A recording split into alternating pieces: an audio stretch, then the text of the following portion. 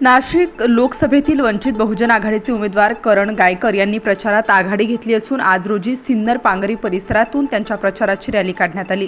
करण गायकर यांनी प्रचारात आघाडी घेतली असून आता पक्षाचे उमेदवार डोकेदुखी ठरली आहे। आज रोजी सिन्नर पांगरी येथे मोठ्या संख्येने गावामध्ये पायी रॅली काढण्यात आली, तसेच गावकऱ्यांच्या वतीने सभा घेण्यात आली। या सभेमध्ये एकलव्य संघटना महाराष्ट्र राज्य तसेच आदिवासी आघाडी महाराष्ट्र राज्य तसेच मुस्लिम आघाडी महाराष्ट्र राज्य यांच्या वतीने जाहीर पाठिंबा देण्यात आला।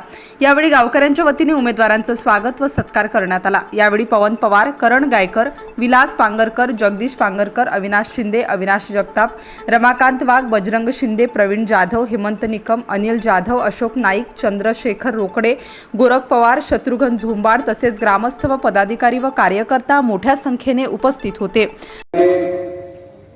सभा आमचे दाजे ज्या आज म्हटला वडिलांच्या ठिकाणी आहे, त्यांनी त्या ठिकाणी या सगळ्या सभेचं त्यांच्या सगळ्या गावकऱ्यांनी आयोजन केलं। प्रथमतः तुमच्या सगळ्यांचं मी मनापासून ऋणदेश व्यक्त करतो।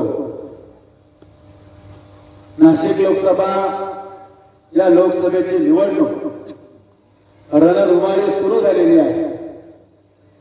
आपल्या प्रास्ताविक करताना या गावचे प्रश्न सांगितले। भाऊ, मला या गावात 20 वर्षापासून मी येतोय। हे गाव काय मला नवीन नाही आणि या तालुक्याचे प्रश्नही नवीन नाही। त्या गावचा पाण्याचा प्रश्न सुटला पाहिजे याच्यासाठी कित्येक वेळा आंदोलनं झाली। त्या आंदोलनांमध्ये आम्ही सहभागी झालेलो आहोत। गुरांना चारा मिळाला पाहिजे, दुधाला भाव मिळाला पाहिजे, परंतु दुधाला भाव मिळत नाही पण दारूला भाव मिळतो, पाण्याला भाव मिळतो, पण ह्या तालुक्यातल्या भूमिपुत्रांना रोजगार मिळत नाही। स्वतःच्या आयुष्यानं जे दूध पिकवून कमवतात त्या दुधालाही भाव देत नाही आणि बेरोजगारची कुऱ्हाड या तालुक्यावर आतापर्यंत पाडली गेली। अख्खा जिल्हा सदन आहे आणि सिन्नर तालुका हा ओसाड आहे। दुष्काळी म्हणून या जिल्ह्याचे कायम या तालुक्याची नोंद होत असते, लक्षात घ्या, पण याच्यासाठी प्रयत्न कोणी करत नाही। आणि त्याच तालुक्यातले तुमचे भूमिपुत्र आता नाशिक लोकसभेला उभे आहेत। भूमिपुत्र इथं 10वी नापास झाले, आता 12वी पास करायला आमच्याकडे पाठवू राहिले। अहो, ज्यांना 10वीची परीक्षा पास होत नाही ते 12वीची परीक्षा कशी पास होणार मला सांगा ना। आज आमची सकाळी पवन भाऊ आपली त्यांची भेट झाली। भेट अप्पा इतकी चांगली होती की मला हे कळालं नाही मी नेमका प्रतिस्पर्धी या तिन्ही उमेदवारांचा झालो कसा। काल हे एका ठिकाणी आले, हेमंत आप्पा आणि राजा भाऊ एकमेकांच्या गळ्यात पडले। सकाळी राजा भाऊची गाडी माझ्यापासून गेली, पण राजा भाऊनी वागणीमान करून गेली। म्हटलं आपला विजय इथंच आहे, कारण खरं त्यांना आपला ऐकायचे झाले, आपला विजय निश्चित झाला। मी पवन भाऊला गाडीत फोन करून सांगितलं, भाऊ म्हटलं उमेदवार गेले पण पाहायला सुद्धा तयार नाही। अहो राजा भाऊ, इतक्या दिवस तुम्हाला करण गायकर गोड लागत होते आणि उमेदवारी जसे सुरू झाले तुम्हाला वाईट वाटायला लागले। इतक्या खालच्या दर्जाला जाऊ नका। निवडणुका ह्या लढायच्या असतात, त्या मैत्रीपूर्ण लढायच्या असतात। मी ठरवून घेतलं होतं की यांच्यावर टीका टिप्पणी करायची नाही, कारण टीका टिप्पणी सारखी यांनी काही दिवस लावलेली, याचा प्रचार करायचं काही काम नाही। पण सकाळी ज्या पद्धतीने त्यांनी व्यवहार केला, भाऊचे स्वराज्य संकल्पक शहाजीराजे भोसले, राष्ट्रमाता जिजाऊ, छत्रपती शिवाजी महाराज ज्यांच्या नावावर आम्ही 14 राज्यात फिरतो ते आमचे शंभूराजे संभाजीराजे आज त्या कायदा सुव्यवस्था आणि आरोग्य सगळ्या विषयाचे आणि खास करून आज आपण आपल्यात वावरतो हे आपले बाबासाहेब आंबेडकर, आज त्यांचा वाढदिवस आहे। आपल्या सगळ्या आंबेडकर चळवळीला आणि सर्व जाती धर्माच्या लोकांना या निमित्ताने आज आपण शुभेच्छा देऊ। आज जो कार्यक्रम इथं आयोजित केलेला आहे तो कार्यक्रम वंचित आघाडी पुरस्कृत उमेदवार छावा क्रांतीवीर सेनेचे आमचे लाडके मेवणे करण भाऊ गायकर यांच्या पाठिंब्यासाठी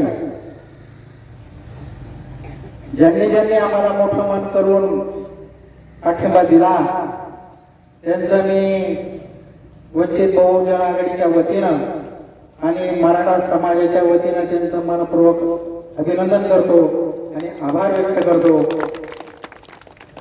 आमचे चंद्रशेखर रोकडे आणि त्यांची सगळी टीम नाही, त्यांनी जे राहुरीवरून त्यांचा समाजाचा प्रवक्ता बोलावला आणि त्यांनी सुद्धा मोठं मन करून येऊन इथं पाठिंबा दिला, त्याचं सुद्धा अभिनंदन करत.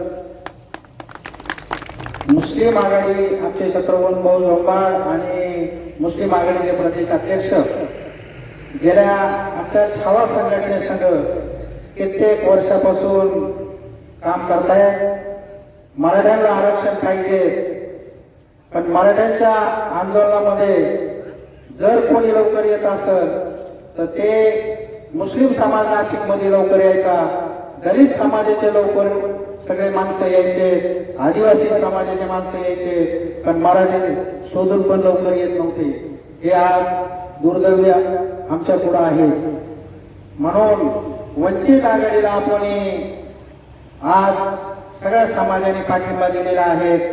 खरोखर आज वंचित आघाडीला हा शब्द थोडासा वेगळा असतो, पण आंबेडकर साहेबांना आपण पाठिंबा देतोय आणि आंबेडकर साहेबांनी जो आमच्या मनोज भाऊ जरांगे यांना पहिल्या प्रथम मराठ्याला पाठिंबा दिला, त्या मोबदल्यामध्ये आमच्या करणनी उमेदवारी घेतली आणि आमचं मनोज पाटील जरांगेंचं आमचं बोलणं झालं होतं का आपल्याला निवडणुका लढवायच्या आहेत आणि निवडणूक लढवत असताना काही ठिकाणी थोड्याशा मराठा समाजामध्ये अनर्थ व्हायला लागला, थोड्या आजूबाजू व्हायला लागलं, म्हणून आम्हीच त्या उमेदवारात थांबवल्या. आपल्याला विधानसभा लढवायची आहे असं ठरलं.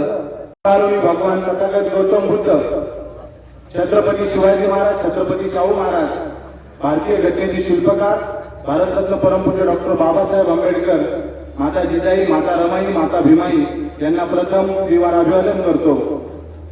आज या ठिकाणी करम भाऊ गायकर यांच्या प्रचार सभेसाठी आपण या ठिकाणी जमलो आहोत.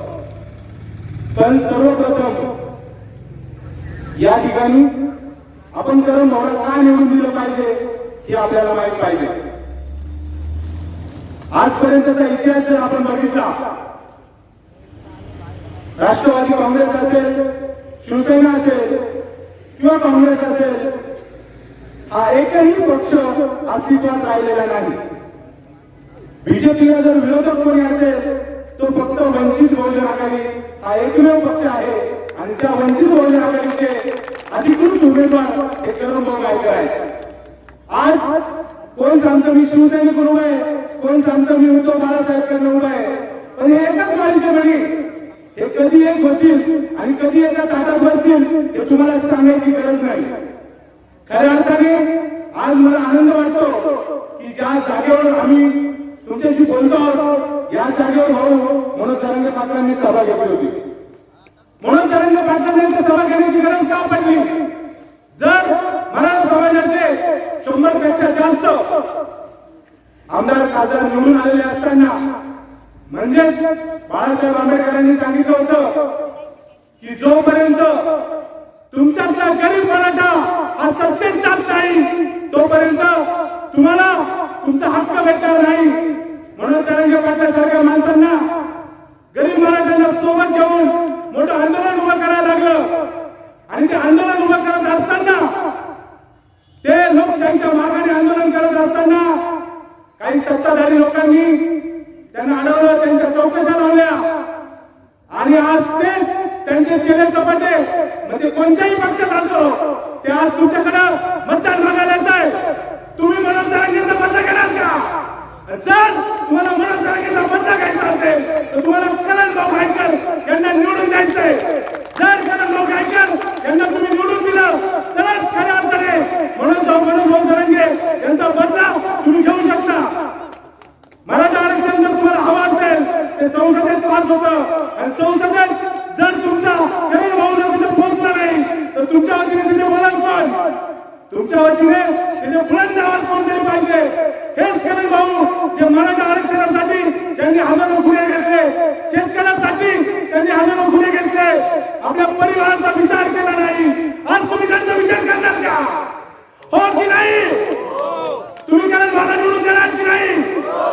जर तुम्हाला खऱ्या अर्थाने करण भाऊला निवडून द्यायचे असेल, तुम्ही इथं बसलेले किती याच्यापेक्षा तुमचे नाते परिवार किती आहे, प्रत्येक घराचा आणि आजपासूनच कामाला लागा आणि सांगा आपल्याला फक्त आणि फक्त वंचित बहुजन आघाडी आणि मराठी क्रांती मोर्चा छावा संघटना ज्यांनी 20 वर्षापासून पायाला भिंगरी लावून भिरभिर फिरत राहिले, आपल्या हक्कासाठी लढत राहिले, तो व्यक्ती जर संसदेत गेला तर मोदीला पण धडा शिकवला नाही.